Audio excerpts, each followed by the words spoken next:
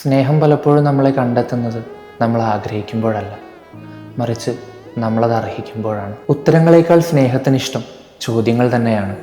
പ്രിയപ്പെട്ട മനുഷ്യരോട് പിന്നെയും ഇടയ്ക്കൊക്കെ നീ എന്നെ സ്നേഹിക്കുന്നുണ്ടോ എന്ന് ചോദിക്കുന്നത് സംശയമുണ്ടായിട്ടല്ല. ചില ഉത്തരങ്ങളേക്കാൾ ഭംഗി ചോദ്യങ്ങൾക്ക് തന്നെയാണ്. മനുഷ്യർക്കെല്ലാവർക്കും എപ്പോഴും ഒരേ സ്നേഹം മതിയാവില്ല. ചില സമയത്ത് പ്രിയപ്പെട്ട മനുഷ്യരിൽ നിന്ന് നമ്മൾക്ക് വേണ്ടി മാത്രം കസ്റ്റമൈസ് ചെയ്യപ്പെട്ട സ്നേഹത്തെ നമുക്ക് ആവശ്യമുണ്ട്. നിങ്ങൾക്ക് കൂടുതൽ വ്യക്തത ആവശ്യമെങ്കിൽ ദയവ് ചെയ്ത് സ്നേഹിക്കാതിരിക്കുക. വ്യക്തതയില്ലായ്മയാണ് സ്നേഹത്തിൻ്റെ ഏറ്റവും വലിയ വ്യക്തത എന്ന് തോന്നുന്നു. അഞ്ചൽ താജിൻ്റെ ഈ സ്നേഹം എന്ന പുസ്തകത്തിലൂടെ സ്നേഹം അതിൻ്റെ ചില വേരിയൻറ്റുകളെ നമുക്ക് മുന്നിൽ തുറന്നു കാട്ടുകയാണ്.